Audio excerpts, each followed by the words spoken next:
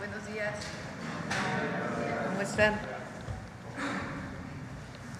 Bueno, el día de hoy, buenos días a todos y a todas. El día de hoy, siéntense, por favor. Está el secretario de Infraestructura, Comunicaciones y Transportes, el ingeniero Jesús Esteva, y también Noemí Juárez, subsecretaria de Educación Básica y quien presenta todos los jueves la sección de Mujeres en la Historia. Y Jesús nos va a hablar de que ya inició, ahora sí, el programa El Bachetón. Entonces, Jesús, para que nos des la información. Con su permiso, señora presidenta, buenos días a todas y a todos. A continuación, vamos a informar sobre el programa Bachetón. El día 14 de octubre estuvimos aquí y como se comprometió, iniciamos en noviembre. Entonces, hemos iniciado ya esta semana. Adelante. Y hemos iniciado con estos dos trabajos, lo que denominamos bacheo y mapeo, en la totalidad de la red federal de carreteras libre de peaje, que tiene una longitud de 44.600 kilómetros. En nuestra estrategia es tener 134 tramos de 300 kilómetros y 250 frentes de trabajo. Aquí estaremos empleando a 1,160 trabajadores y hemos iniciado esta semana y nos iremos hasta febrero de 2025 para concluir. Como se puede ver en el mapa, todo lo que está en color vino es la red federal de carreteras libres de peaje, que como ven pues, pasa por las 32 entidades federativas. Y en esta misma también vamos a tener, además del bacheo y mapeo, la repavimentación, que consiste, ahora veremos, en lo que es el fresado, es decir, el retiro de la carpeta y la colocación de carpeta de 5 centímetros. Aquí estamos hablando de 631 kilómetros, son los puntos verdes que se ven en el mapa. También se estarán empleando cerca de 1,500 trabajadores y estos trabajos inician en diciembre y se concluyen en abril de 2025. Adicionalmente, podemos pasar a la siguiente, la Secretaría de la Defensa Nacional está atendiendo cerca de 1,000 kilómetros, sobre todo en el sureste, que tiene que ver con todas las carreteras y caminos que se afectaron a partir de todos los procesos de traslado de materiales, principalmente para la construcción de las obras en el sureste, de las obras del Tren Maya. Aquí estamos hablando de 17 carreteras federales con una longitud de cerca de 900 kilómetros y 181 caminos rurales con una longitud de 430 kilómetros. Son principalmente en Yucatán, en Chiapas, en Quintana Roo, en Tabasco, en Campeche y en Veracruz. La Secretaría de la Defensa ya lleva cerca de 10% de avance en los trabajos. Adelante. Y aquí una imagen de en qué consiste el bacheo y mapeo y deshierve. Ahí corre un pequeño video. Adelante.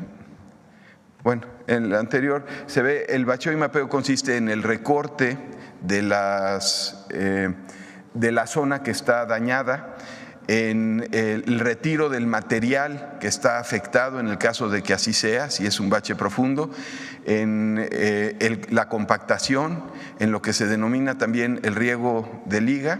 Aquí ya está corriendo el video, aquí se ven los estados en los que ya iniciamos, son 9 estados: Baja California Sur, Campeche, Chiapas, Durango, Guerrero, Michoacán, Nayarit, Oaxaca y Sonora. Y aquí tenemos ya 25 frentes de trabajo. Ahora estarán viendo o vieron las imágenes de cuáles son los puntos donde estamos trabajando y en qué consiste el bacheo y mapeo. En ocasiones el mapeo retiramos carriles completos que están afectados y se tiende carpeta. Aquí se ve imágenes de Guerrero, de Chiapas, pues todo lo que ya inició en los diferentes frentes de trabajo.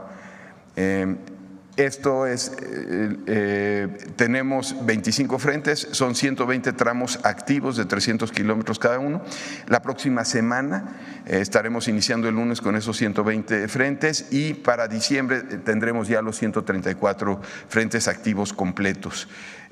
Tenemos una capacidad de atención del orden de 370 kilómetros diarios, una vez que tengamos implementados todos los frentes. Adelante. Y el otro proceso constructivo de conservación tiene que ver con el fresado y tendido de carpetas, que es lo que llamamos repavimentación. Estos son 640 kilómetros y esto inicia en diciembre, los primeros días de diciembre. Adelante. Ahora veremos un pequeño video de los trabajos que iniciaron esta semana. Adelante. Dio inicio el programa Bachetón 2024-2025.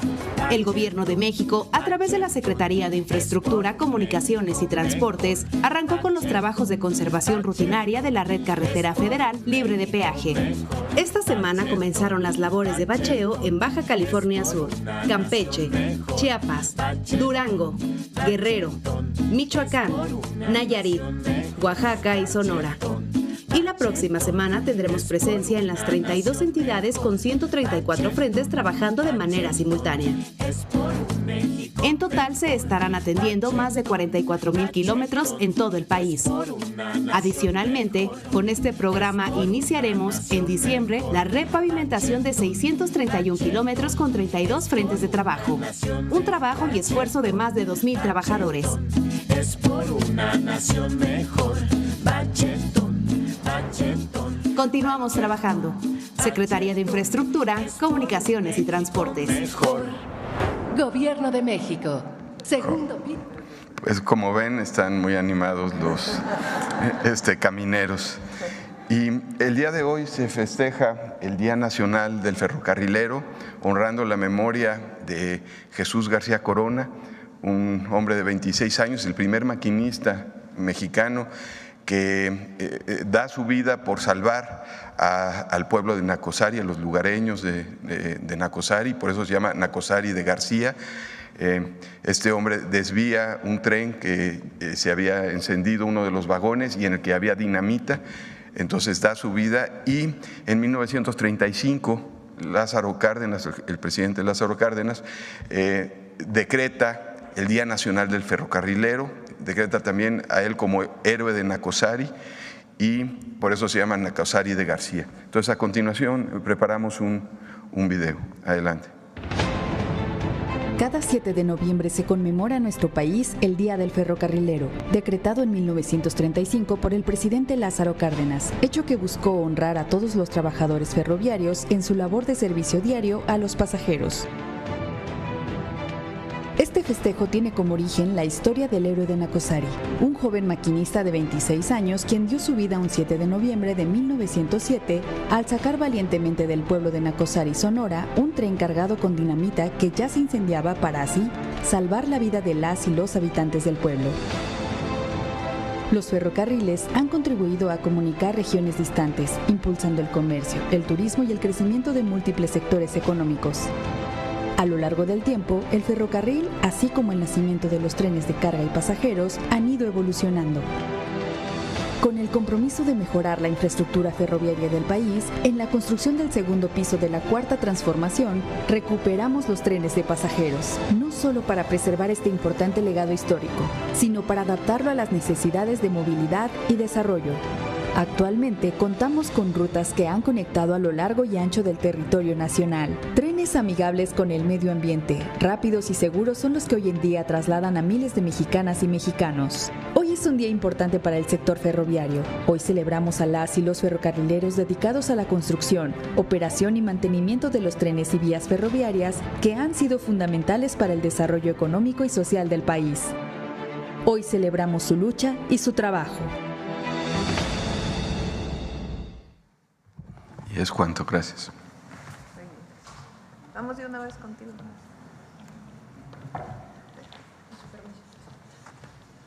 Muy buenos días a todas y a todos. También un día como hoy, es el aniversario del natalicio de Nelly Campobello. Como se mencionó, ella nace un 7 de noviembre del año 1900 y quisimos recuperar su historia porque también es muy importante hablar de las mujeres que contribuyeron a las artes en nuestro país. Las artes como lo que nos permite tener a las personas un desarrollo integral y bueno, ella dedicada sobre todo a la danza. Les invito a conocer la historia de Nelly Campobello.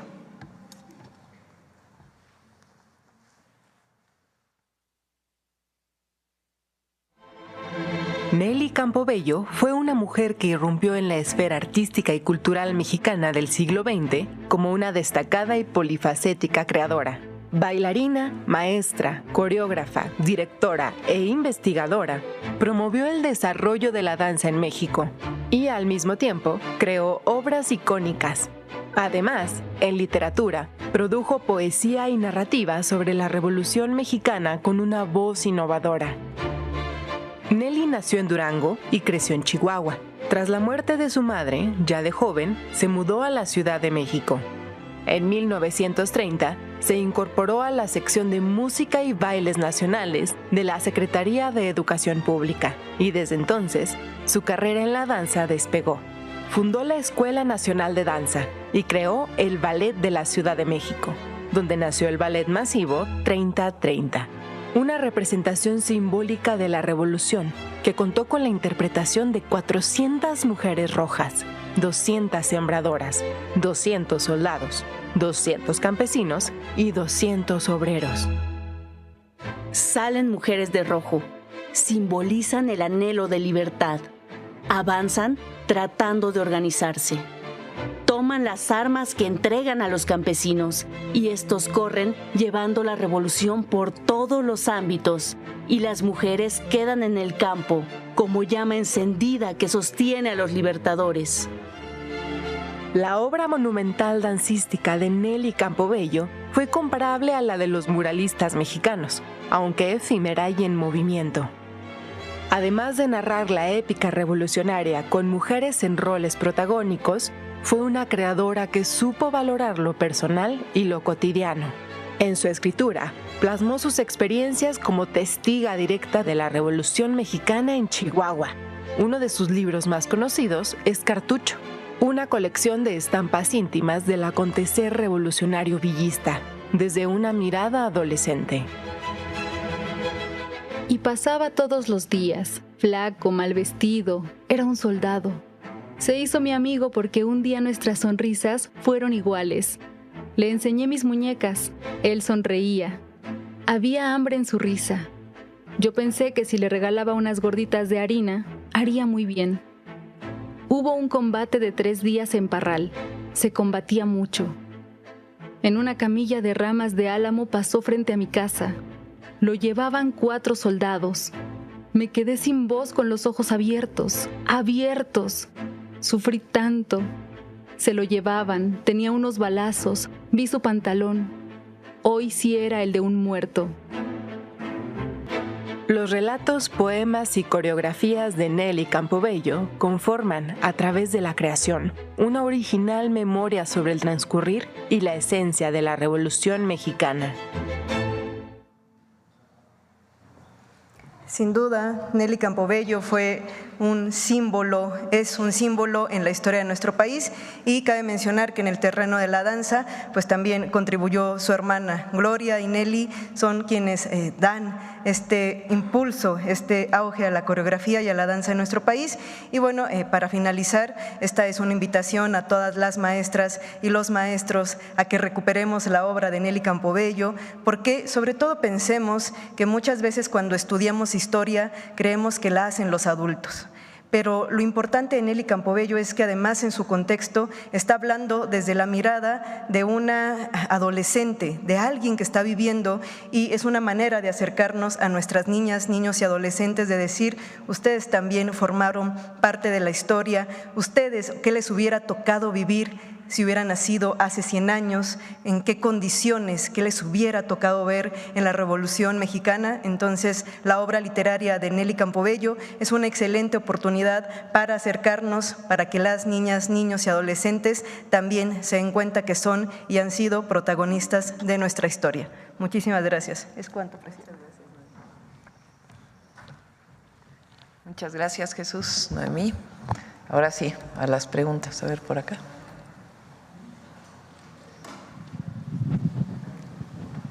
Presidenta, buenos días. Olivia Vázquez de Infobae México. Mi primera pregunta es, ayer el senador Javier Corral dio a conocer respecto de la elección de la presidencia de la CNDH que Rosario Ibarra no estaba considerada dentro de los mejores evaluados y aún así fue incluida en la terna a petición de las personas que están impulsando su reelección en la comisión. Mi pregunta es, ¿no preocupa que este tipo de prácticas como la imposición o el tema, por ejemplo, de la carta falsa que desmintió el obispo emérito de Saltillo, se esté replicando ahora cuando eran características de gobiernos anteriores a la 4T? Es una decisión del Senado. Lo planteé el día de ayer.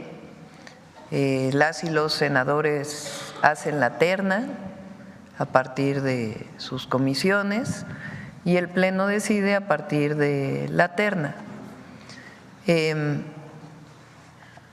Rosario Ibarra es, con su madre, digamos, su familia, un símbolo en México de lucha contra la represión, el autoritarismo, las desapariciones forzadas desde el Estado. Y el Senado tomó la decisión de incluirla en la terna con otras 2 mujeres, son 3 mujeres. Y ellos y ellas van a decidir, los senadores y senadoras, quién es el mejor perfil para ocupar la CNDH. En otro orden de ideas, ayer usted felicitó en redes sociales a Donald Trump por su triunfo en las elecciones de Estados Unidos. A partir de esto, ¿usted tiene planeado reunirse, llamarlo por teléfono para comenzar a afinar la agenda en temas comunes, migración, la evaluación del TEMEC? Y si ya hay un plan para comenzar como a reunir el equipo para de cara a la evaluación que viene el próximo año sobre el tratado. El día de hoy a las 9:30 de la mañana tenemos una llamada con el presidente electo Donald Trump.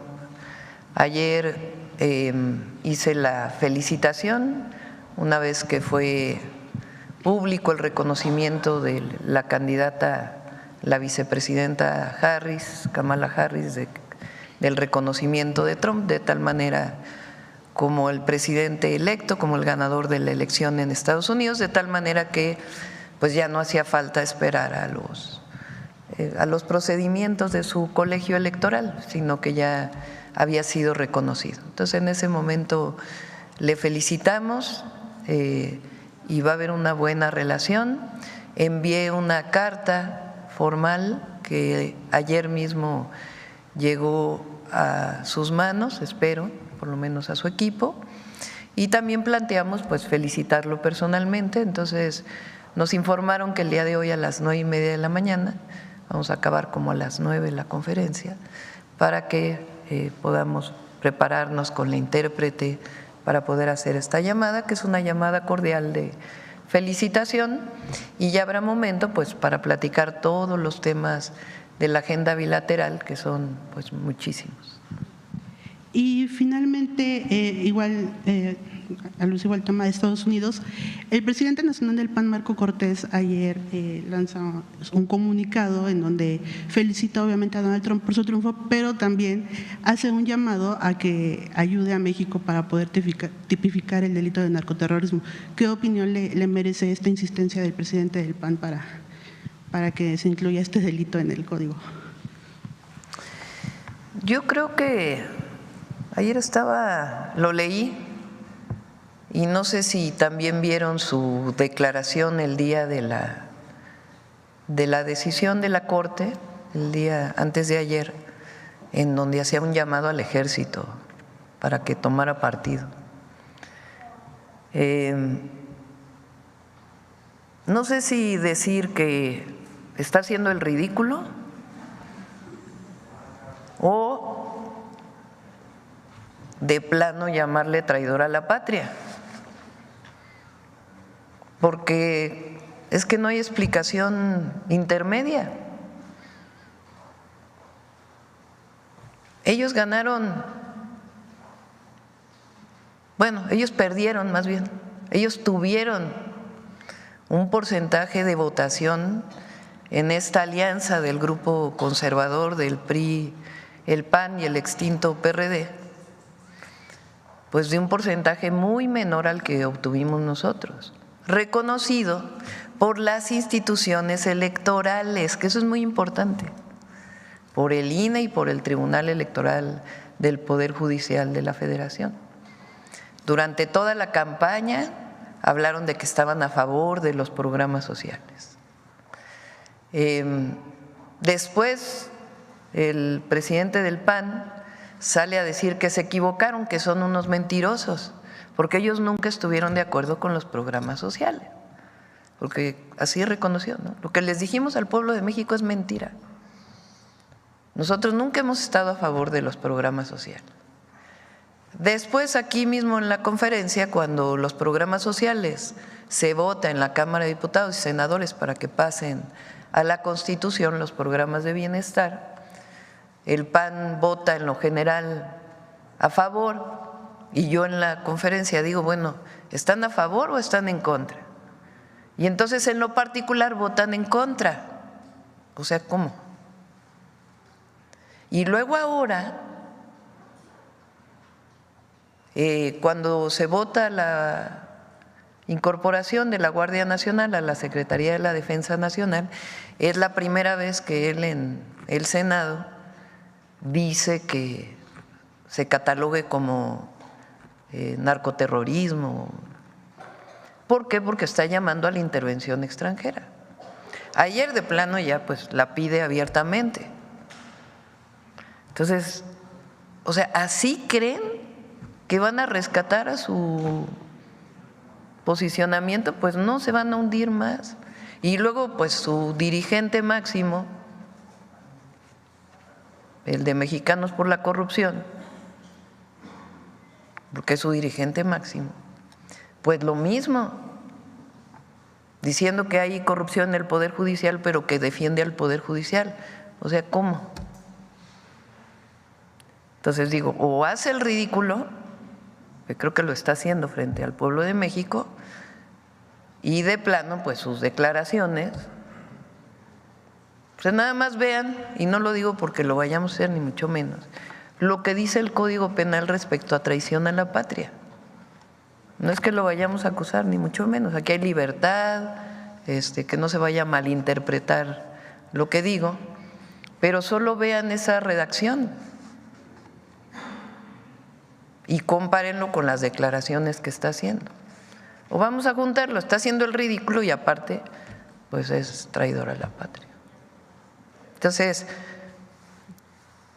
así cada vez van a tener… Al pueblo de México no le gusta eso. A ningún sector en nuestro país, solo un sector muy pequeño, muy conservador, que no cree en México. Es esta idea que casi viene de la colonia y de las castas, de la colonia, de que las mexicanas y mexicanos no podemos salir adelante, de que nuestro pueblo no tiene la capacidad. En el fondo es una actitud muy clasista, muy racista, cuando nosotros sabemos, todas y todos los mexicanos, que tenemos un pueblo extraordinario y que hemos salido adelante de todas. Y ahora que está más consciente el pueblo de México, mucho más empoderado, pues con más razón. Entonces, nosotros estamos tranquilos, yo estoy tranquila, estamos tranquilos, hay estrategia, el tema de la seguridad tiene su complejidad, pero vamos a salir adelante como hemos salido siempre adelante, pero con nuestro pueblo, no en contra del pueblo y en contra de México, eso nunca. Acá. Buenos días, Presidenta. Javier Pérez de HCTV, Javier Pérez, Digo Noticias, y gracias por la palabra. Presidenta, ayer me llamó la atención en la noticia que daba acerca del nombre del auto y el auto mexicano. Yo quisiera preguntarle, porque entre líneas, yo puse un poquito de atención, nos decía que había posiblemente más proyectos cuando dijo van a fabricarse las piezas en México para el consumo interno, y pues hay clústeres mexicanos que ya trabajan desde hace décadas en la industria aeroespacial y automotriz. El desarrollo de este auto va a ser un detonante nacional y posiblemente esperemos a nivel mundial. Pero aparte quisiera resaltar también la industria mexicana y ver qué proyectos tiene gobierno a través de estas industrias y aprovechar los clústeres mexicanos, porque no nada más sería para mí, si me permiten lo particular, resaltar el automóvil mexicano, que todavía no vemos, pero está en proyecto, la industria aeroespacial. 2012-2014, la tecnología mexicana avanzó en la industria de aviación, construyendo un avión biplaza pequeño que está ahorita en exhibición en el AIFA, hecho de una aleación de fibra de nopal con otro metal siendo más fuerte que el titanio. Ver si se podría retomar o en qué proyecto va esto, porque también fue pues apoyado por el Ejército.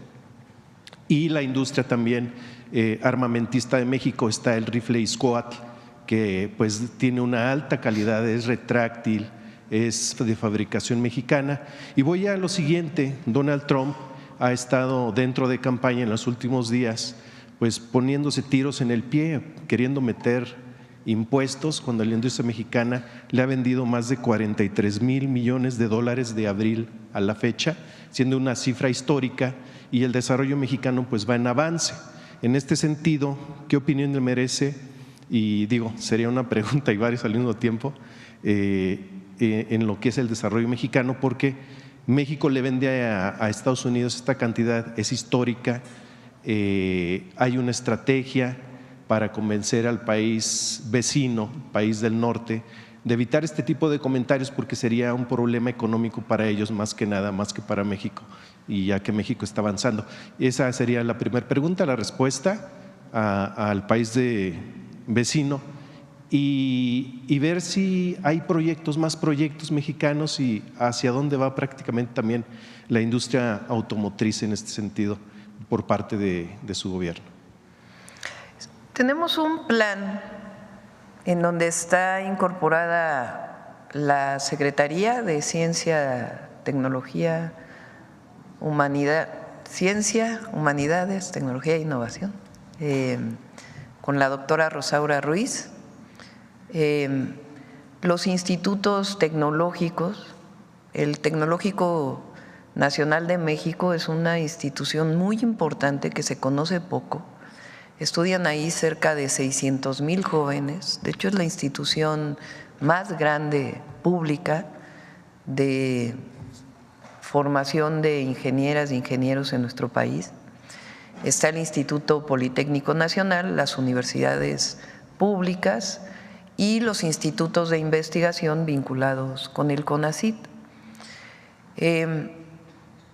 El TEC-NM ha desarrollado diversas tecnologías vinculadas con vehículos que funcionan con energía solar, vehículos eléctricos, vehículos híbridos, vehículos muy pequeños que pueden sustituir a las motocicletas pero más seguros.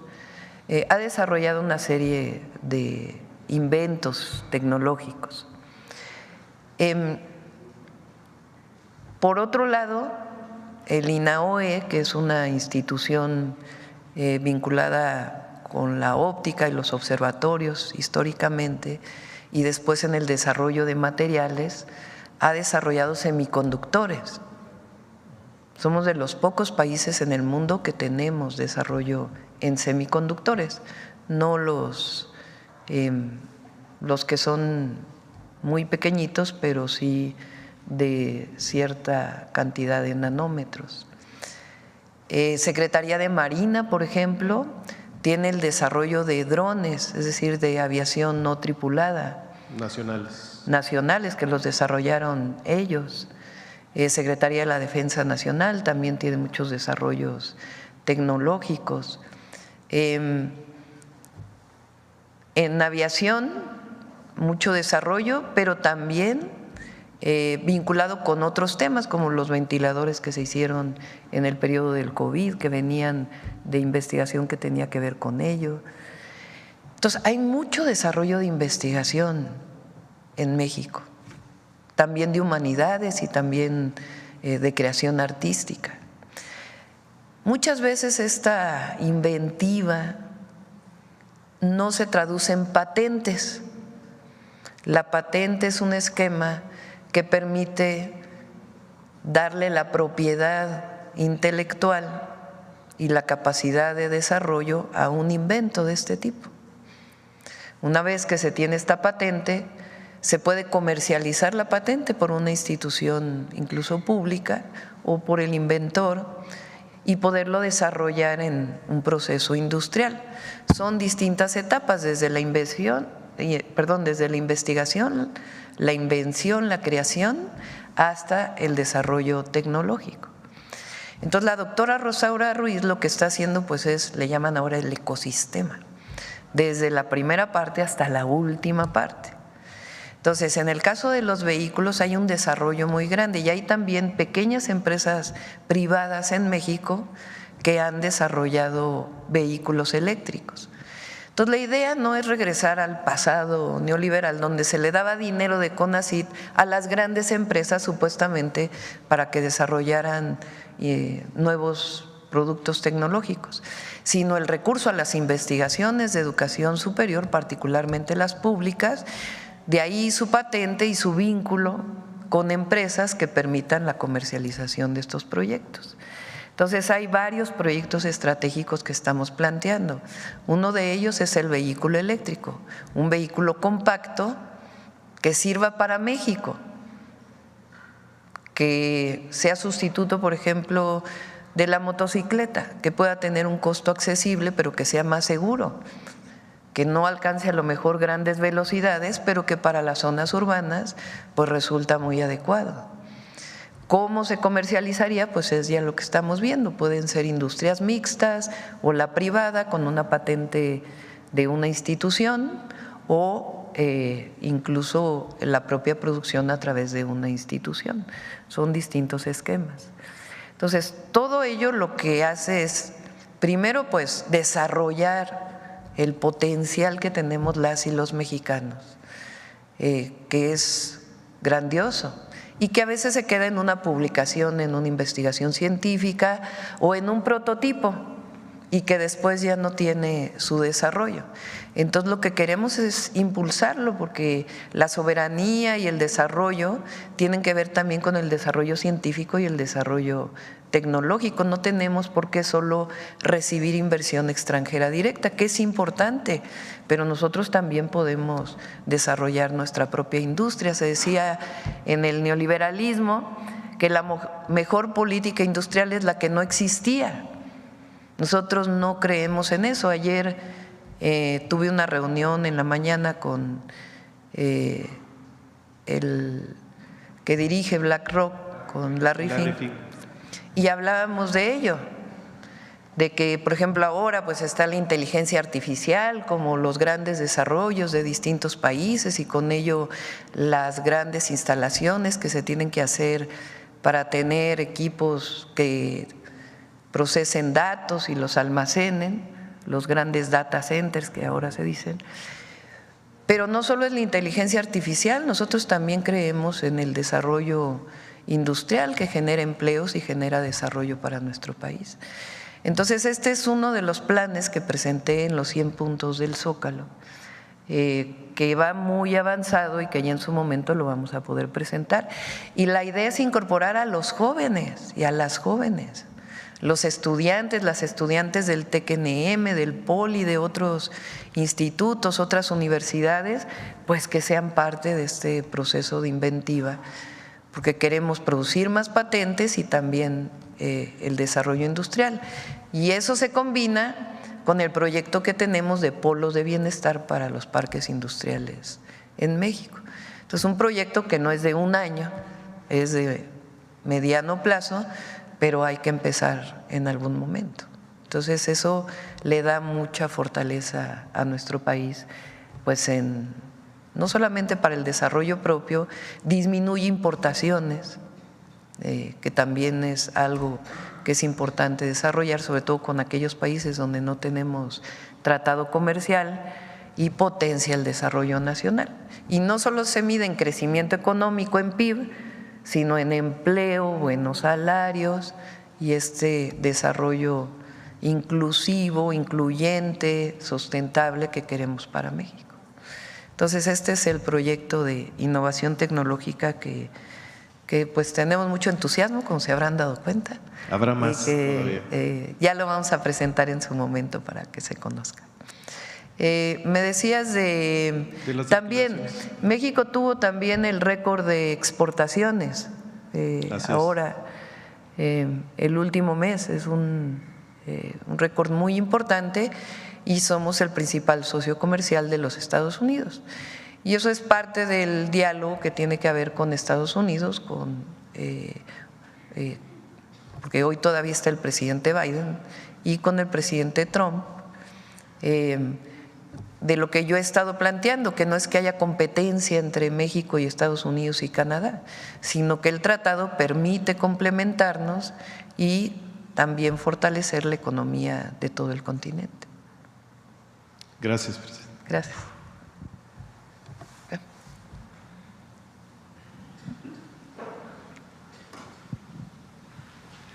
Gracias, presidenta. Buenos días. Arturo Pavón, de Chapucero y Efecto Colateral.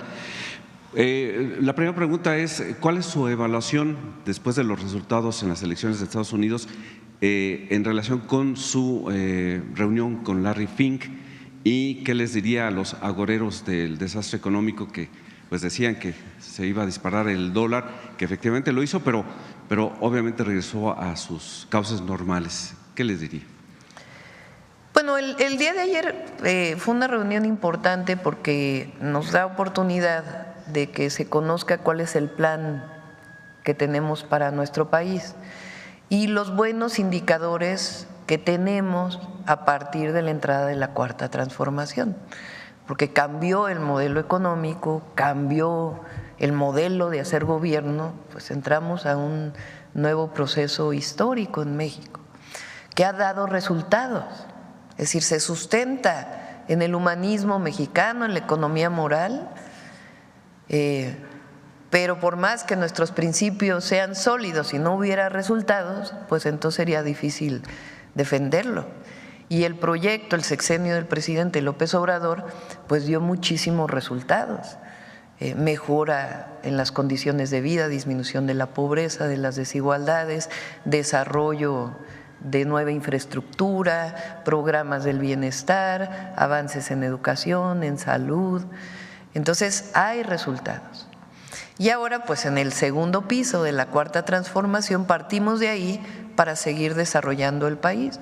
Y ahí hay espacio para todas y todos los mexicanos, de buena voluntad, porque hay unos que pues no quieren ser parte de este proceso en México. Entonces ahí hay espacio para las y los empresarios, para las universidades, para los institutos tecnológicos, sobre todo para el pueblo de México, que es el principal protagonista de esta transformación. Entonces, todo ello se lo planteamos a Larry Fink, y particularmente nuestro proyecto de los polos de bienestar, en donde hay oportunidades de inversión, en donde los fondos internacionales tienen cabida en nuestro país, cómo ordenar esa inversión para el desarrollo de México. Y la verdad es que coincidimos en muchos temas. Hablamos, por ejemplo, del desarrollo de puertos, de carreteras, esquemas que se desarrollaron con el presidente López Obrador de inversión mixta.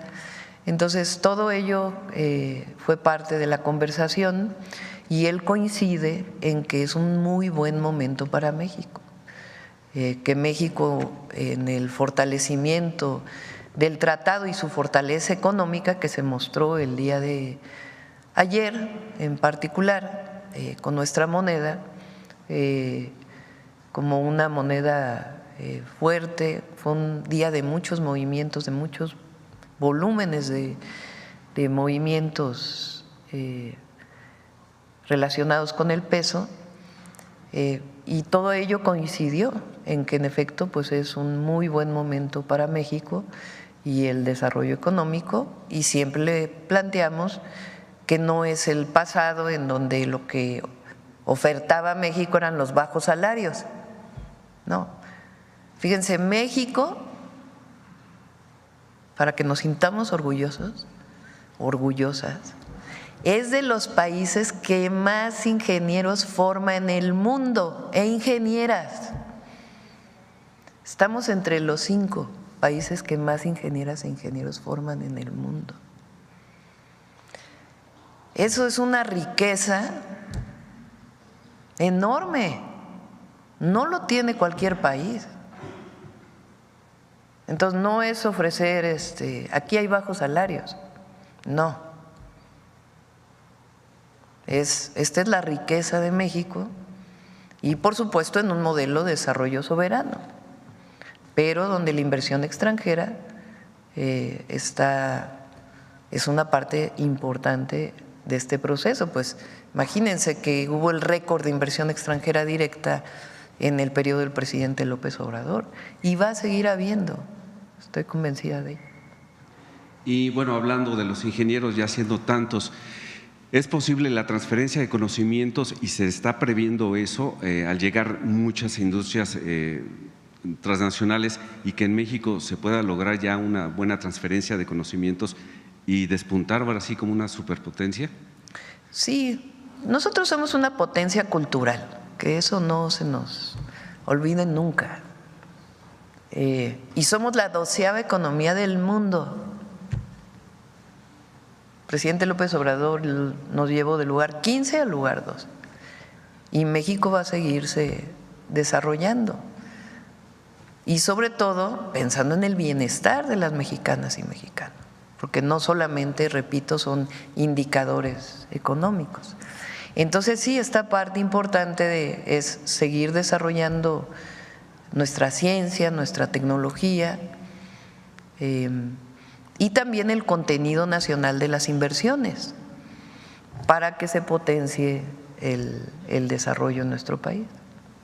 Y hablando también de inversiones, pues este fin de semana se dio a conocer que hubo un robo multimillonario de 200 toneladas de oro, plata y cobre en Mazapil, en Zacatecas. ¿Qué información tiene al respecto? Sí, se vio en el gabinete, nos van a dar más información. Por cierto que el domingo voy a Zacatecas.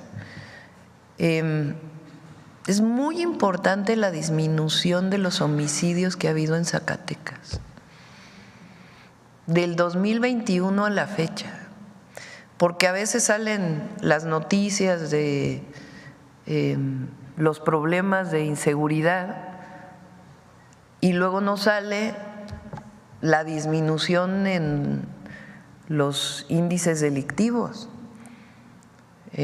Zacatecas pasó de casi 5 homicidios diarios en el 2021 a menos de 2 en este año. Y es una estrategia integral que ha desarrollado el gobernador David Monreal junto con el gobierno federal en su momento, de construcción de la paz, de atención a las causas, de coordinación, muy importante. Él va a venir al gabinete ahora la próxima semana, lo estamos invitando, vamos a estar el domingo ahí, pero sí es importante que se vea el caso de Zacatecas, de cómo disminuyó el número de homicidios en Zacatecas. Es una reducción muy importante y tiene que ver con una estrategia similar a la que estamos planteando, en donde hubo desde atención a las causas hasta inteligencia, investigación y mucha coordinación.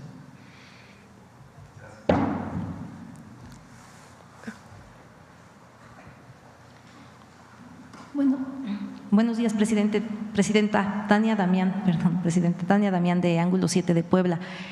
Preguntarle sobre, primero, el tema medioambiental, que el presidente presentó una iniciativa para saber cuándo se podría aprobar. Ya se aprobaron varias iniciativas del plan C. El tema medioambiental, ahora que van a complementarse con Estados Unidos, que Trump, pues como dijo el compañero, no puede dejar de depender de México y se complementan, también es importante hacer una revisión de todo el entramado legal ambiental, porque hay mucha fragmentación de competencias. Hay una sobreregulación, una desregulación y al mismo tiempo pues da certeza a las empresas, pero también se evitan afectados ambientales. La semana pasada el gobernador electo y el gobernador actual iniciaron un trabajo con Conagua para sanear el río Atoyac, pero el tema es que las empresas o los mismos ayuntamientos contaminan. Se había planteado el tema de pues solo plantas de tratamiento, pero es un tema de nunca acabar porque pues sigue habiendo la contaminación. Saber este tema del medio ambiente, cómo si considera que es importante hacer esa revisión, pues primero de la legislación federal, porque a final de cuentas los estados siguen a la legislación federal desde Consejería Jurídica, y por otra parte, pues cuándo se podría estar aprobando la ley ambiental que dejó el expresidente Andrés Manuel López Obrador. Sí. Una parte son la legislación y otra parte es que se cumpla también con la legislación. En particular sobre el saneamiento de ríos, ya está trabajando Conagua. Yo planteé el saneamiento de 3 ríos, que no son los únicos ríos contaminados del país, pero son de los más contaminados por cuenca. Uno es el río Tula, el otro es Atoyac y el otro es el Lerma Santiago. ¿En qué consiste? Porque a veces se piensa, bueno, es que hay que poner plantas de tratamiento para limpiar el agua solamente. Están haciendo una revisión de todo el cauce del río para ver cuáles son las fuentes de contaminación. Entonces, hay fuentes de contaminación que son industriales, que vienen de industrias que están descargando agua que no cumple con la norma. Y ahí pues tienen que cumplir con la norma. Esa es una norma, es la primera norma ambiental que se hizo de calidad de las descargas. Ahora se renovó, se actualizó hace como 2 años y tienen que cumplir. Las empresas que descargan al drenaje o que descargan a un río o que descargan a cualquier cuerpo de agua tienen que cumplir con una norma, y esa norma implica pues que tengan plantas de tratamiento, particularmente las textiles en el río Atoyac son muy importantes y tienen que cumplir con la norma. Entonces lo que se hace es tomar medida de la descarga, de la calidad del agua, y ahí interviene Profepa y otras instituciones. Hay otras descargas que son de municipios, aguas negras, el drenaje que no está tratado y que se descarga al río. Ahí, dependiendo de la cantidad de agua, o entra directo a una planta de tratamiento o se hace un drenaje marginal y se lleva junto con otras descargas a una planta de tratamiento. Pero por eso hay que identificar primero las fuentes de contaminación. Entonces, en eso están trabajando muy de la mano la Secretaría del Medio Ambiente y Recursos Naturales, Alicia Bárcenas, con Conagua, Efraín Morales, y en el caso de Tula se está trabajando muy de cerca con el gobernador de Hidalgo, con Julio Menchaca. En Puebla se está trabajando tanto con Sergio Salomón como con Armenta, que está por entrar, y en el caso de Lerma Santiago pues empieza desde el Estado de México. Entonces ahí también hay otros afluentes que tienen que ver con agua de riego. Entonces es un trabajo muy importante y tiene que haber recursos, evidentemente, para poder hacer todas las obras. pero es fundamental porque así como somos la 12ª economía del mundo, pues también tenemos que tener ríos sanos, que también tienen causas de salud y causas ambientales. Entonces es parte de este trabajo integral. Entonces sí hay una parte de normas, de leyes, pero la otra pues es hacer realidad lo que está hoy en las normas y en las leyes. Gracias, presidenta. Sobre todo porque, bueno, pues los afectados ambientales, a final de cuentas, la salud lo va a tener que pagar el Estado, y mientras más haya pues esa claridad y que las dependencias pues cumplan o las apliquen, porque como que a veces parece que se echan la bolita, ¿no? Y por otro lado, la semana pasada fue Martí Batres a un recorrido en el ISSSTE muy interesante, porque Ángulo 7 publicó un reportaje sobre algunas quejas de eventuales que tienen 10, 15 años. Hizo un recorrido, platicó con el personal de salud, incluyendo estos trabajadores. Ellos comentan que se debería hacer una revisión, porque en el ISSSTE es la única institución que todavía sigue valiendo el ser familiar para entrar, o sea, para basificarse. Tiene un puntaje alto. En el IMSS, o sea, sí puedes, digamos, si, o sea, tienes un familiar, puedes meterlo, pero no incide en la basificación al final. Y ahí tienen una problemática, bueno, esa problemática de los familiares. El presidente expresidente tuvo la intención de basificar a los que estuvieron en la pandemia, pero a final de cuentas por X o Y no se ha concretado. Precisamente ahorita lo que contestaron fue que, bueno, que eso ya había pasado, fue en 2023, y que ahorita ya lo que vale pues es la forma de contratar, que tiene mucho peso los familiares, y por otra parte está dividida la bolsa. Es decir, por una parte los que trabajan en los hospitales y por otra parte los que trabajan en todas las, digamos, clínicas o en las fuera del hospital. Y sucede mucho esto de que saben que va a haber, o sea, no hay plaza en el hospital, pero la abren afuera, se va uno que está en el hospital a la plaza foránea, pero luego después, un año después, le avisan que se va a abrir algo digamos, una plaza en el hospital, se regresa al hospital y toda la gente que está esperando, digamos, su basificación de 10, sí, bueno, a mí me tocó entrevistar hasta de 15 años eventuales que no se han basificado en el ISSSTE, y bueno, pues este recorrido que hizo Martí Batres, pues al menos fue bastante favorable, porque pues pudo platicar con todo este personal de salud. Sin embargo, pues valorar la posibilidad de que se revise lo de los familiares, de que automáticamente tienen un puntaje mayor por ser familiar. Está haciendo muy buen trabajo Martí, está revisando, ya venía desde el presidente López Obrador y particularmente Berta Alcalde, que hizo un trabajo muy bueno al frente del ISSSTE, y él ahora está revisando todo, desde lo que hace falta en las clínicas, en los centros de salud, hasta la situación laboral y en todo caso algunos de estos temas que planteas. Por cierto, ayer uno de ustedes me preguntó este tema de las aportaciones de los trabajadores de confianza al ISSSTE y lo estamos revisando. Me pareció muy interesante y ayer pedí a Martí, a la subsecretaria de Egresos, que empiecen a revisar ese tema de las aportaciones, si es solo el salario base. ¿Y quién fue el que preguntó? Acá. Desde ayer empezamos a revisarlo, porque es cierto, lo que se planteó ayer, eso pues le daría más recursos al ISSSTE, aportados por las y los trabajadores del Estado y particularmente quienes ganamos más como trabajadores del Estado. Entonces lo estamos revisando, muchas gracias por el comentario.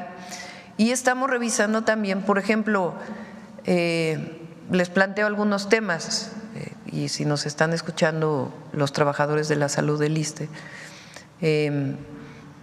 las y los trabajadores de la salud del ISSSTE trabajan normalmente 6 horas y tienen salarios más bajos, son los más bajos del sector salud, comparados con el IMSS y con el IMSS Bienestar. Entonces, por eso el martes, ¿no?, fue que vino Salud y Martí planteó que uno de los temas es que en el sexenio, no lo podemos hacer todo el primer año, pero sí en el sexenio pues ir nivelando las condiciones laborales de las y los trabajadores de la salud, particularmente del ISSSTE, para que puedan pues nivelarse con el Seguro Social. Y al mismo tiempo el equipamiento de todo de salud. Está ahí de director médico, ustedes lo conocen, el doctor Reyes Terán.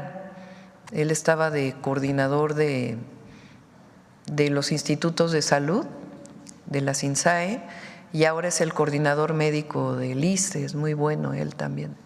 Entonces se está haciendo un plan para el ISSSTE y pues también ver estos problemas que planteas, que pues, no deben existir, y que pues ahí Martí estoy segura que lo va a revisar.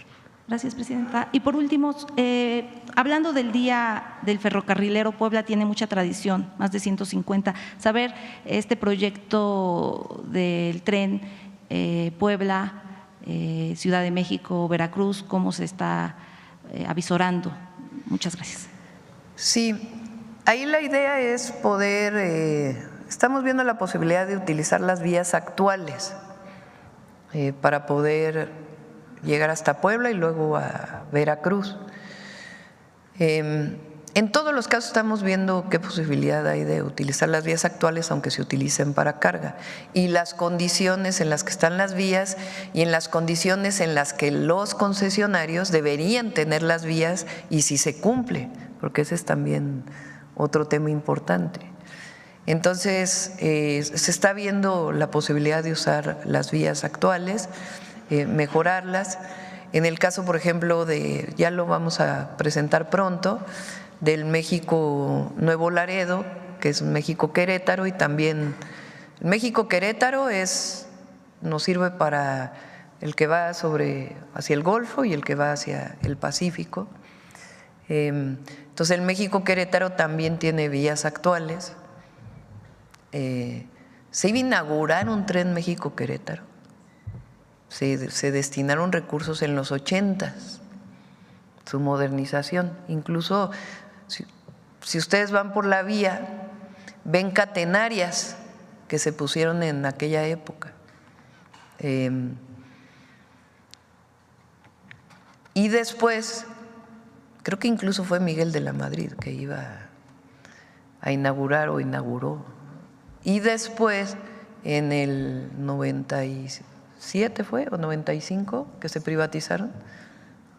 Es con Cedillo. Sí, es con Cedillo. No lo recuerdo. 94 entra Cedillo en diciembre, ¿no?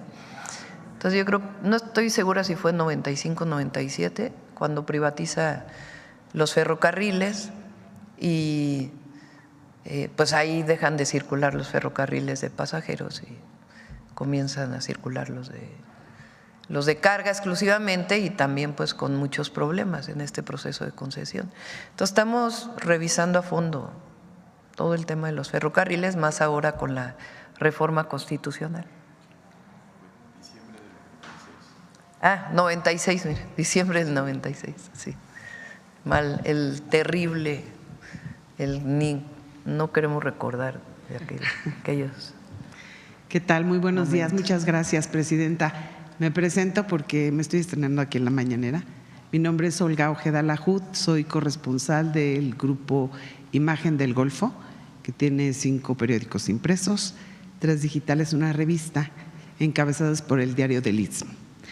Primero que nada, me voy a ir ya un poco más al tema local en Veracruz.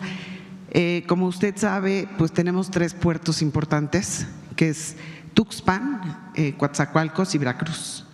Me gustaría saber en ese sentido qué piensa o qué planes tiene en su administración para el desarrollo de los puertos mexicanos, sí, incluidos los 2 de Veracruz.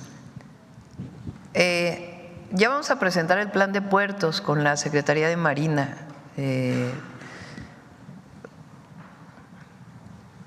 Vamos a presentar lo de trenes, también lo de puertos y carreteras, que viene una primera parte en el 2025.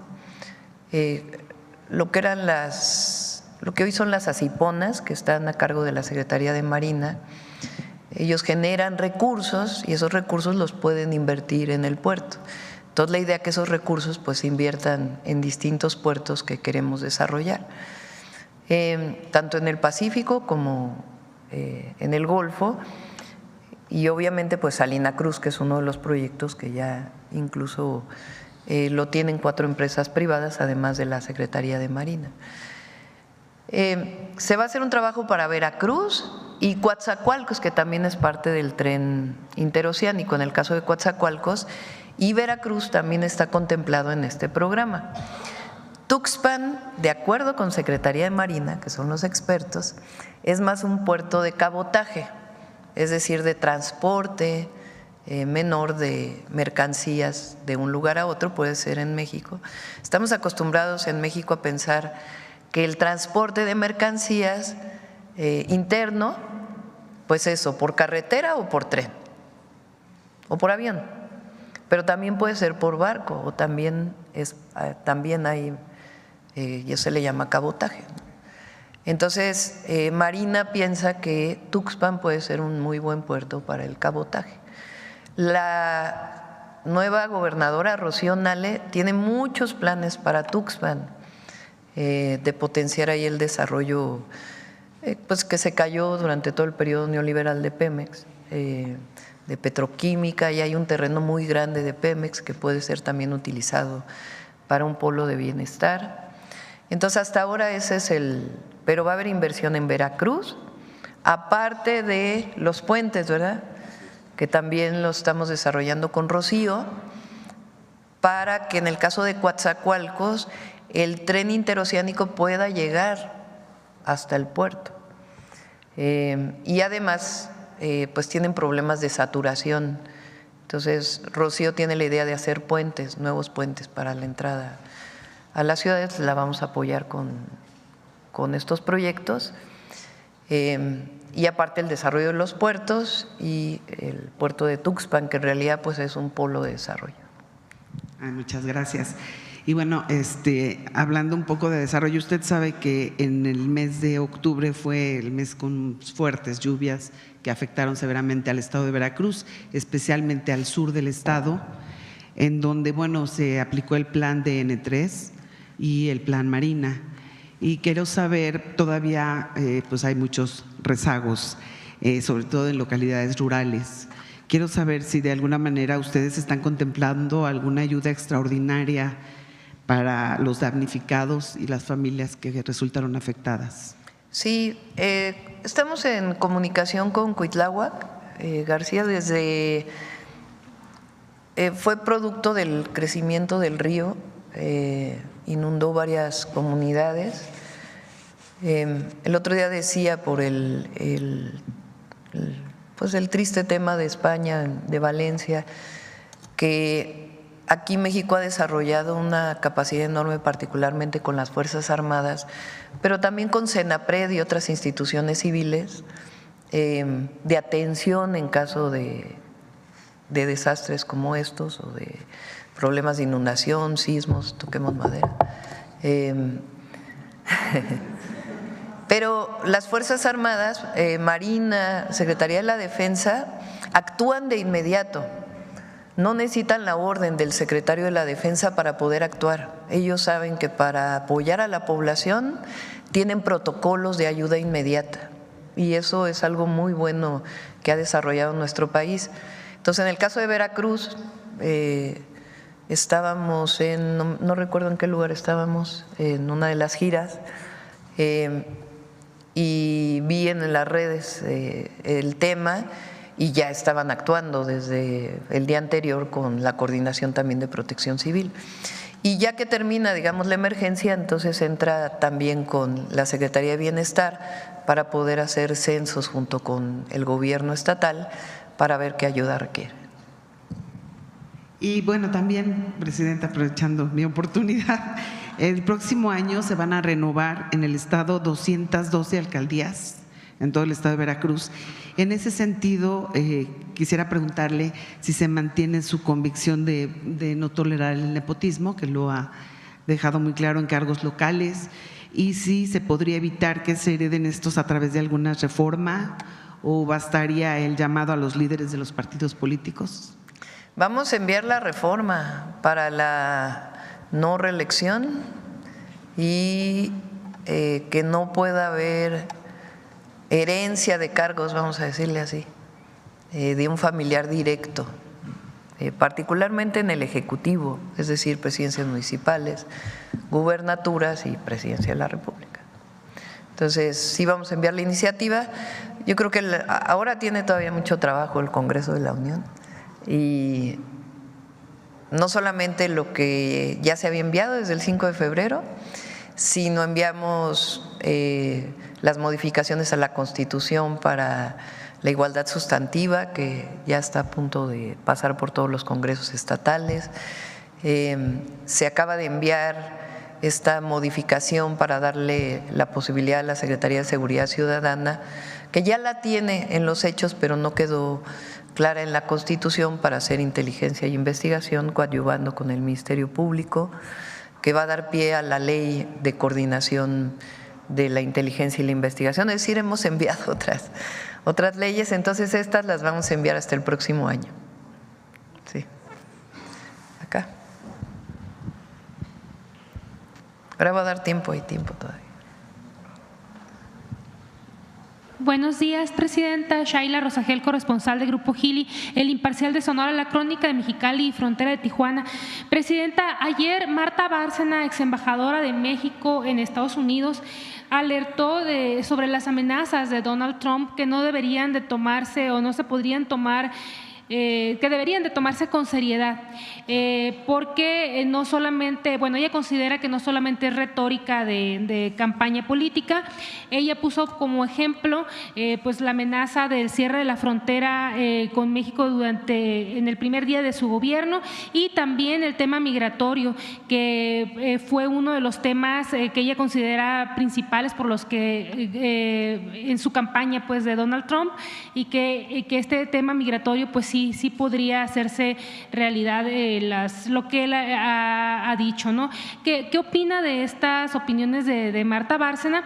Y también sobre el tema migratorio, hay especialistas pues que dicen que se podría vislumbrar una crisis migratoria si se cumple con las deportaciones de migrantes no mexicanos. Preguntarle si hay algún plan de contingencia en caso de que esto se lograra materializar, y si el gobierno de México va a continuar colaborando con la contención migratoria en el sur del país, con la Guardia Nacional y el Ejército. Esas serían. Es una estrategia integral que desarrolló el presidente López Obrador y que nosotros le hemos dado continuidad y la estamos fortaleciendo. Tiene que ver con rescate de migrantes frente a situaciones adversas que puedan presentar a lo largo del territorio, tiene que ver con permisos que se daban en la Ciudad de México y hacia el norte, de lo que se llama CBP, y que ahora se dan en el sur, tiene que ver con los albergues, tiene que ver con la incorporación de migrantes en México al mercado laboral. Es una estrategia integral. Y recuerden que México sigue invirtiendo, y lo vamos a seguir haciendo, como un ejemplo en Centroamérica, apoyando más que invirtiendo, apoyando a jóvenes para que no tengan que salir de sus lugares de origen. Entonces, una estrategia integral que en el 2024 permitió la disminución de 75% de la llegada de inmigrantes a la frontera norte. Entonces, vamos a fortalecerla. Ahora, con el cambio que vamos a tener en el Instituto de Migración, vamos también a darle una renovación al Instituto Nacional de Migración, porque atiende distintas áreas. Entonces, hay estrategia y hay diálogo con Estados Unidos y con el presidente Trump. Y si hay su problemática, la vamos a saber resolver. Entonces, no creo que estas declaraciones ayuden. Estamos preparados. México está sólido frente a estos temas, siempre vamos a estar unidos, las y los mexicanos. y vamos a enfrentar las problemáticas que se puedan llegar a presentar. Y evidentemente con el diálogo pues esperamos que al revés sea un proceso de colaboración, y si no lo iremos enfrentando. No es, estamos preparados para ello y con mucha unidad y bueno, pues sin comentarios frente a la declaración.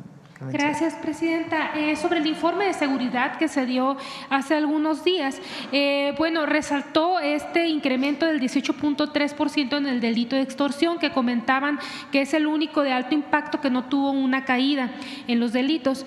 También comentaron que se detuvo una cantidad importante de extorsionadores en Michoacán, a 43. Entonces, ¿cuál sería la estrategia puntual que se han planteado para bajar este delito en particular, que es el único que no han bajado? ¿Y cuál es el plazo que se han puesto para empezar a ver un cambio en la tendencia en el delito de la extorsión? Y ya por último, también sobre el informe, si nos pueden adelantar un poco en el tema de Sonora, ¿cuáles serían los delitos en los que se ha tenido mayor avance en la estrategia en lo que va de su administración, y cuáles son los que tienen una mayor atención en estos momentos? Sería todo, presidenta. Vamos a esperarnos al martes, ¿no?, que es la presentación de la estrategia de seguridad.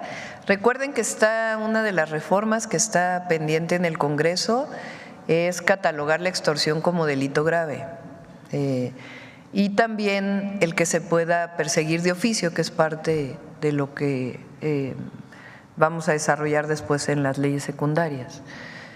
Eso va a ayudar, y distintas estrategias que estamos planteando, que también algunas de ellas pues ya se desarrollan desde este mes, y otras que vamos a ir presentando poco a poco. Y Sonora, el gobernador está haciendo un muy buen trabajo, la verdad. Recuerden que fue el primer gobernador que invitamos al Gabinete de Seguridad, y se ha avanzado mucho en la coordinación. Ya había, pero ahora más. Ayer hubo más homicidios en Sonora, pero llevábamos ya varios días que en Cajeme, por ejemplo, no teníamos homicidios. Entonces, está avanzando, y hay muchas detenciones también en Sonora. Acá.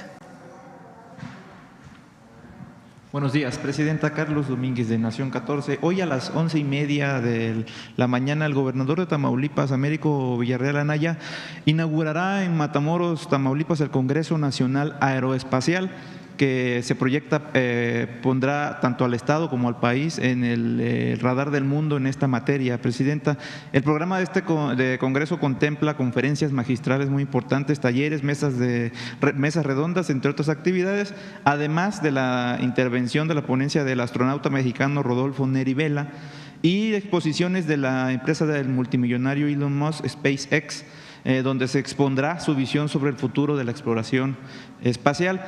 Ayer le preguntaban, y hoy también, sobre sus planes o proyectos para desarrollar un vehículo ecológico 100% mexicano, y aprovechando que este importante congreso se va a comenzará a desarrollarse en unas horas en Tamaulipas, me gustaría preguntarle si ya ha dado instrucciones para desarrollar el satélite que desde que era aspirante presidencial comentó que pondrá en órbita, considerando que ya que algunos consideran que México se quedó atrás en esta materia, y si este mismo será 100% mexicano, presidenta. Sí, es parte de los proyectos. Hay distintos tipos de satélites, justo hace unos días me lo explicaba el equipo. Esta área el área de telecomunicaciones va a quedar en la agencia digital, aparte de lo que desarrolla CFE Internet para todos. Y hay como varias opciones, ¿no? Los satélites de órbita baja son más sencillos de desarrollar, y ahí es donde el Politécnico, por ejemplo, tiene un desarrollo importante. Entonces, parte de lo que empieza a desarrollarse va a llevar un poco más de tiempo, pero sí es uno de los proyectos estratégicos que estamos planteando. Ya, no sé, ya hay un presupuesto tal vez en mente, doctora, tiempos, ¿qué universidades serían? Una parte es presupuesto y otra parte es vincular a distintos grupos de investigación que ya están haciendo su trabajo, y que al vincularlos pues se va a potenciar mucho más el conocimiento y el desarrollo tecnológico. Entonces vamos a partir por ahí antes de decir tiene tantos recursos, o sea, sí va a haber recursos para ello, pero primero queremos juntar a los grupos de investigación y desarrollo tecnológico para que no trabajen aislados. Yo estoy convencida que hay quien piensa que la competencia entre grupos es lo que da la innovación, a lo mejor tienen razón, yo pienso más bien que hay que poner junto a los grupos de investigación para poder potenciar el conocimiento que se ha desarrollado. Entonces, estos grupos de investigación para los proyectos estratégicos los está trabajando Rosaura. ¿Este proyecto estaría limitado solamente a poner en órbita uno, Presidenta, o explorar tal vez más? Si quieren, mejor le digo a Pepe Merino que venga. Él va a presentar además de qué se trata esta agencia de transformación digital. A ver si viene la próxima semana. La agencia inicia su operación a partir de enero con la ley orgánica que se envió al Congreso, pero él puede platicar todo lo que va a hacer la agencia y ya les puede platicar también con detalle de los satélites. Excelente, doctora. Gracias, Presidenta. Y aprovechando que hoy va a San Luis Potosí, mencionarle, Presidenta, que hace 1 año y medio aproximadamente tuve la oportunidad de exponerle aquí al expresidente López Obrador que la capital del estado, la capital San Luis Potosí, se había quedado sin su principal presa que abastece de agua a esta gran zona conurbada, la presa del Realito. Pues esta tenía importantes filtraciones en su cortina, aunado a la sequía del año pasado y un ducto que se rompe cada vez que se pone en servicio, pues casi una tercera parte de los habitantes de la capital llevan más de 1 año y medio padeciendo de la escasez de agua. Al conocer el tema, el presidente López Obrador tuvo bien ordenar a la Conagua que se llevaran a cabo todos los trámites para la reparación de esta cortina, pero desde hace 1 año aproximadamente no se sabe más y da la impresión de que el gobierno del estado intenta ocultar qué avances llevan estos trabajos y la ciudad sigue padeciendo de la escasez de agua. Sobre el tema puntualmente solicitarle, Presidenta, si es posible que la Conagua informe sobre los avances de esta obra, cuándo va a llegar el agua a San Luis Potosí y si ahora que vea al gobernador del estado también solicitarle si pudiera dar más detalles sobre el tema, pues él mismo había prometido en campaña que en 24 horas repararía el tema o solucionaría el tema, lleva 3 años y eso no ha sucedido. En las reuniones que tenemos a donde vamos a los estados, nos reunimos con los equipos de los gobernadores o las gobernadoras. El caso de San Luis Potosí va a ser así, vamos a tener un evento y al mismo tiempo de programas de bienestar y vamos a tener una reunión con su equipo y el equipo del Gobierno de México. Y ahí justamente vemos avances y necesidades. En San Luis tenemos planteado el aeropuerto de Tamuín, una carretera que va hacia Hidalgo, que inició el presidente López Obrador y nosotros le vamos a dar continuidad. También de Mazunchale a Tampico, ¿no? Valles Tampico, exactamente. Y de Tamazunchale hacia Hidalgo, inclusive hasta Pachuca con la otra carretera que ya se está haciendo. Y también hay proyectos de agua, pero sobre este tema en particular, pues después de la reunión que tengamos ahí con el gobernador, si quieres, le damos seguimiento. Sí, importante, Presidenta, mencionarle que el ducto es una concesión a una empresa privada. Está mal hecho, ya está acreditado que está mal hecho, necesita una importante inversión para ser reparado. Obviamente la empresa no ha dado resultados al respecto. El gobierno del estado también da la impresión de que no ejerce su autoridad para reparar el tema. Bueno, muchas de estas obras son municipales, No, es un ducto de varios kilómetros, muchos kilómetros. De hecho, la presa ni siquiera está en San Luis Potosí, está en Guanajuato. Pero el ducto sí tiene el gobierno del estado la facultad de poder, porque es una concesión estatal y a una empresa privada española, de hecho, que no… Ay, sí, ya recordé, sí.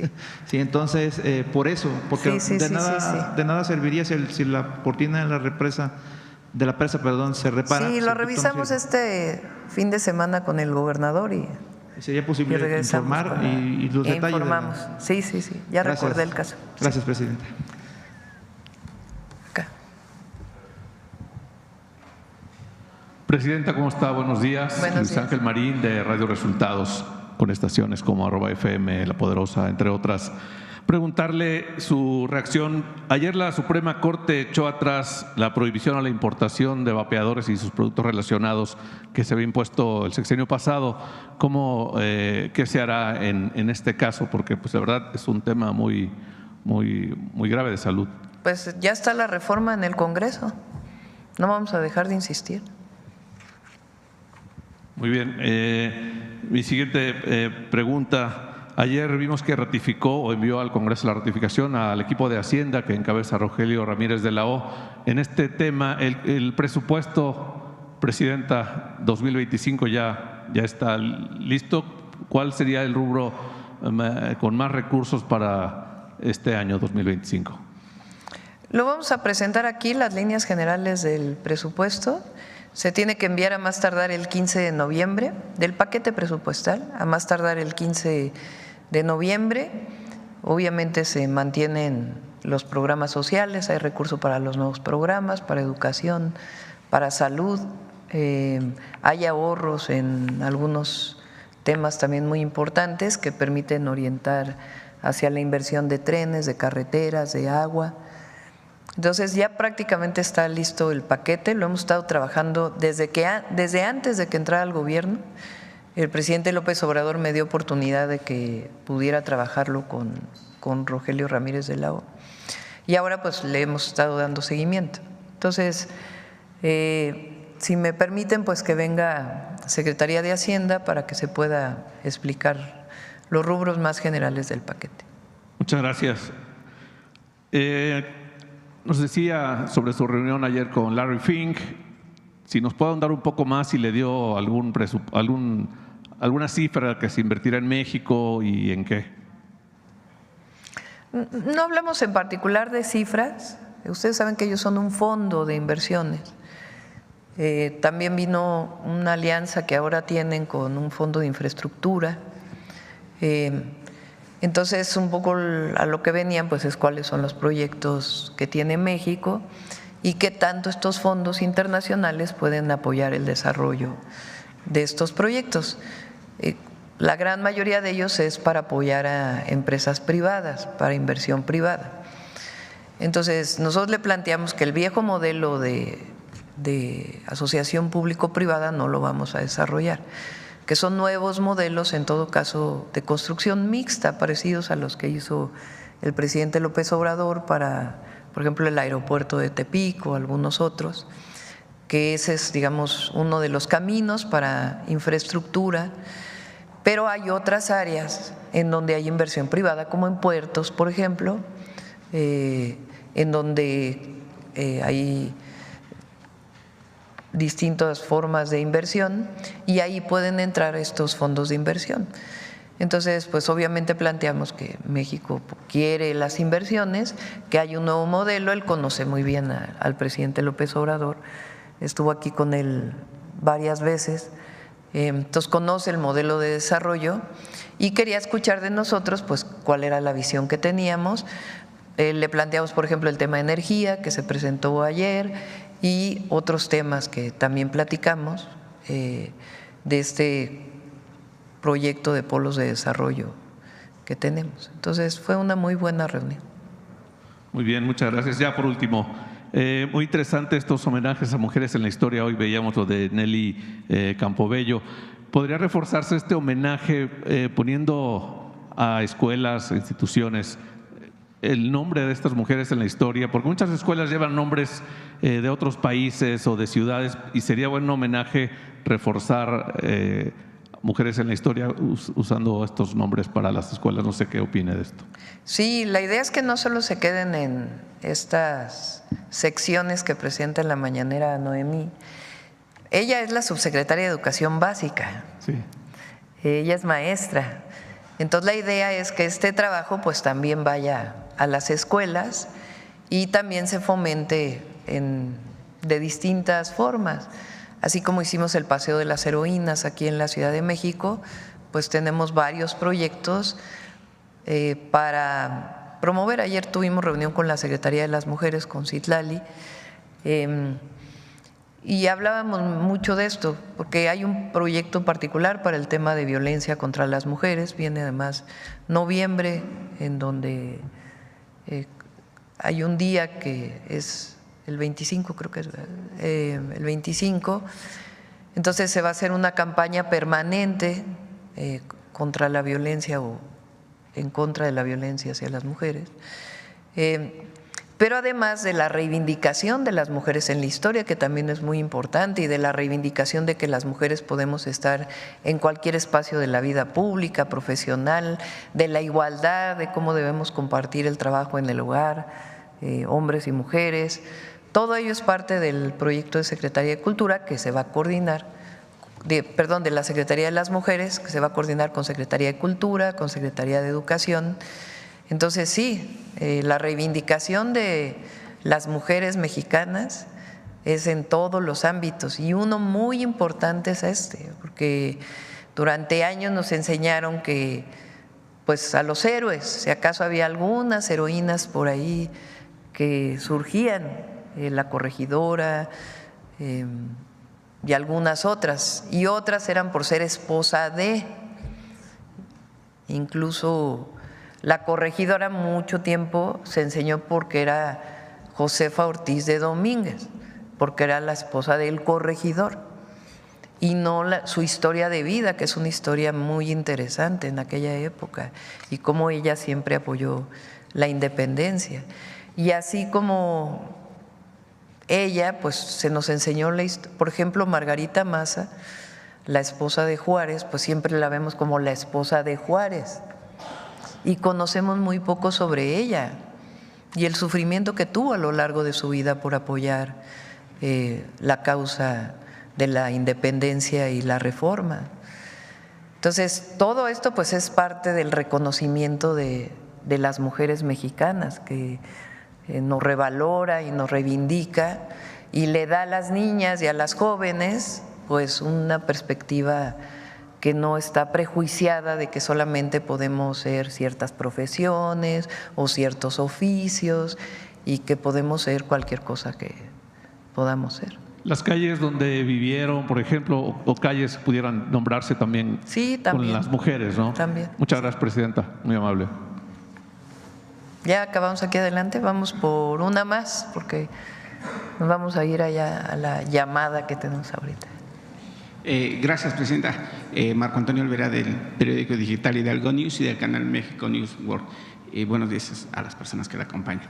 Presidenta, cuando tomó posesión aquí y dio un discurso en el Zócalo capitalino, dijo que usted llegaba con todas las mujeres de este país, de cualquier estrato social y, por supuesto, de profesiones o trabajos que realicen a diario. Yo quisiera preguntarle cuál es su eje central o eje medular de su gobierno con el tema de las mujeres indígenas, porque pues se habla mucho de las mujeres indígenas, se habla mucho de las niñas indígenas. Sin embargo, yo veo desde mi trinchera que no hay hasta este momento una estructura real para el apoyo de estas mujeres indígenas.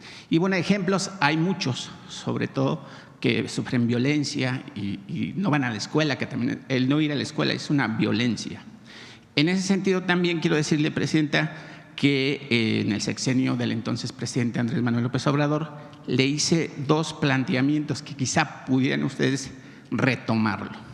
Una es sobre la carpeta judicial C-135/2022, donde el pasado 20 de enero del 23 se giraron 4 órdenes de aprehensión en contra de 4 sujetos que asesinaron al joven indígena y abogado de profesión Benito Santiago Gálvez, que trabajaba en el INE del estado de Guerrero, originario de la montaña alta de ese estado.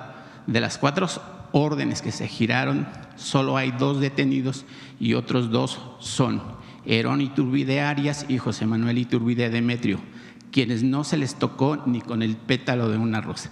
El tema de este joven asesinado, Presidenta, es relevante para mí, creo, porque la mamá es indígena, ni siquiera sabe hablar castellano. Los hijos emigraron hacia los Estados Unidos y hasta este momento pues están pidiendo justicia por un hombre que pues trabajaba de manera honesta y se formó gracias al envío de remesas que sus hermanas mandaban al pueblo de Guerrero para terminar sus estudios de abogado.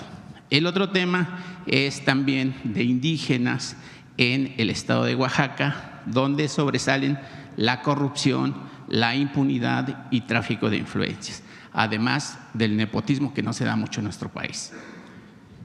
En la que la presidenta municipal de Zapotitlán, Palmas, Oaxaca, Inés Martínez Reyes, tiene a su hijo como policía municipal, de nombre Walter Hernández Martínez, mientras que la regidora de Salud, Elodia López, también tiene a su sobrino como tesorero municipal. Y todo este nepotismo pues ha llevado a que la presidencia municipal de esa comunidad pues esté cerrada desde el pasado 16 de septiembre del 23. Esta comunidad y estas autoridades se eligen a través de usos y costumbres. Entonces, pues ese sería mi primer cuestionamiento, Presidenta.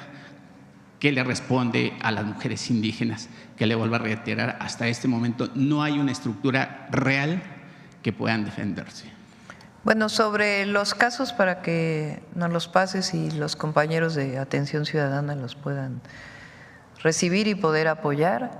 Y es de dos vías. Por un lado, la Secretaría de las Mujeres tiene un programa importante y por el otro lado, estamos revisando todos los planes de justicia para los pueblos y comunidades y al mismo tiempo aterrizar la reforma constitucional, donde se le da derechos plenos a los pueblos y comunidades indígenas y afromexicanas, porque no se puede quedar solamente en la letra, claro. Tenemos que avanzar mucho más. Entonces, la idea es que en los planes de justicia haya una parte importante para mujeres indígenas y, por otro lado, aterrizar la reforma que nos permita también apoyar de una manera muy importante a los pueblos y comunidades indígenas y particularmente a las mujeres. Entonces, sí es parte de lo que tenemos planteado. Cuando hablamos de los derechos para las mujeres,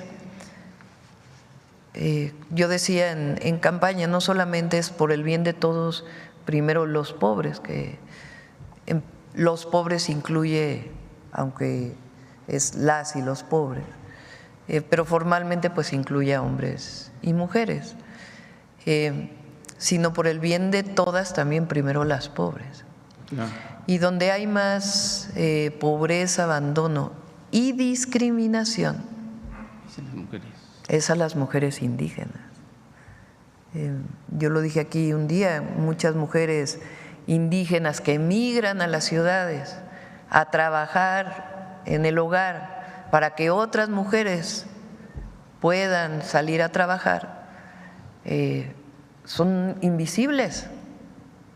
Apenas se les dio la posibilidad de que pudieran tener su seguridad social en el sexenio del presidente López Obrador, pero son invisibles allá y también cuando migran. Entonces, por supuesto que las mujeres indígenas tienen que estar al centro. Y otro tema el rubro financiero, Presidenta, hace unos días el Fondo Monetario Internacional otorgó un crédito blando por 35,000 millones de dólares o pesos, no recuerdo exactamente, en caso de una emergencia que pudiera vivir la economía mexicana. Quisiera que nos explicara o le explicara a la gente que la ve y la escucha, cómo va a tratarse ese tema, ese financiamiento, que bueno, se otorga pero no se toca, pero sin embargo los especialistas dicen que ya nos estamos endeudando, que estamos adquiriendo nuevas deudas, y pues eso es mentira, si simplemente es un crédito blando que está ahí pero que no se toca. Es una línea de crédito que ya existía, o sea, es, lo que dice el fondo es, ahí está esta línea de crédito, tu economía está sólida por si lo quieres utilizar en algún momento. Entonces, Es como si uno supiera que tienes un préstamo en el banco disponible, pero no lo has utilizado porque no ha habido necesidad. Entonces ahora ratificaron que está esa línea de crédito en caso de que México la quiera utilizar. ¿Y por qué se la dieron? Pues por la solidez de la economía mexicana. Entonces está ahí por si la utilizamos. No creo que sea necesario, pero es importante pues que en un momento dado que hubiera una necesidad, pues sepa uno que ahí está la línea de crédito y no en ese momento estar buscando líneas de crédito de banca comercial o de otros fondos.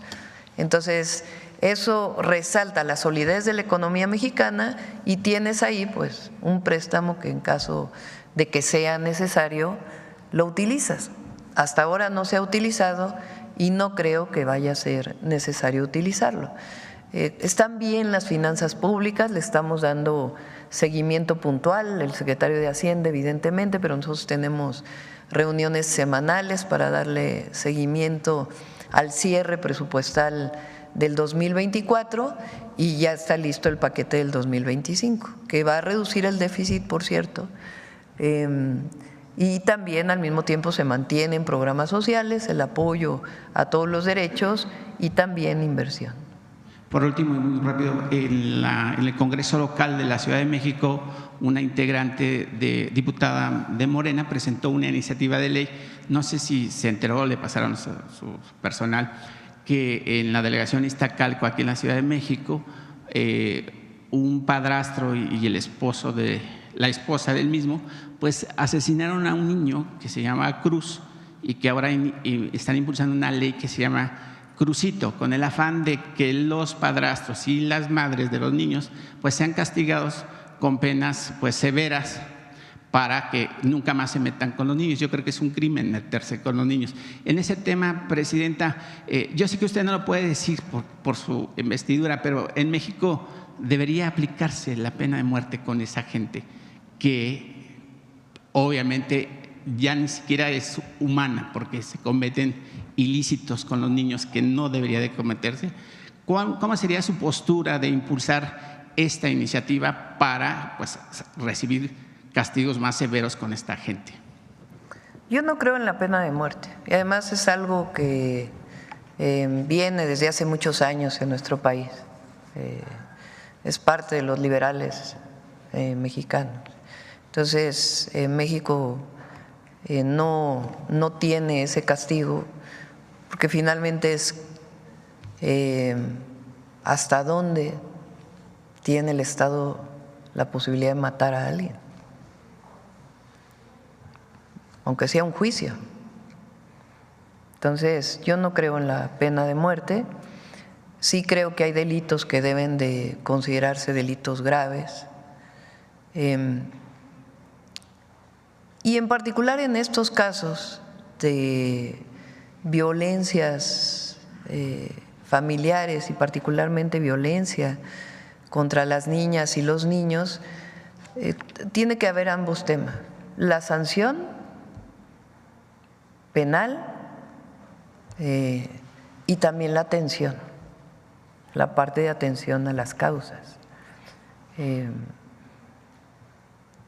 de cómo una niña o un niño, primero la prevención también, porque si hay casos de violencia, desde dónde pueden detectarse, por ejemplo, desde la escuela y otros mecanismos, pero también en general las familias mexicanas nos protegemos y estos casos aislados que no queremos que aumenten, pues necesitamos proteger a las niñas y a los niños desde antes para que no llegue una situación así. Gracias a todos y a todas. Terminamos y… ¿Perdón? Sí, si quieren el martes lo presentan el martes, si quieren mañana damos más información sobre este tema. Bueno, muchas gracias a todas y a todos. Gracias.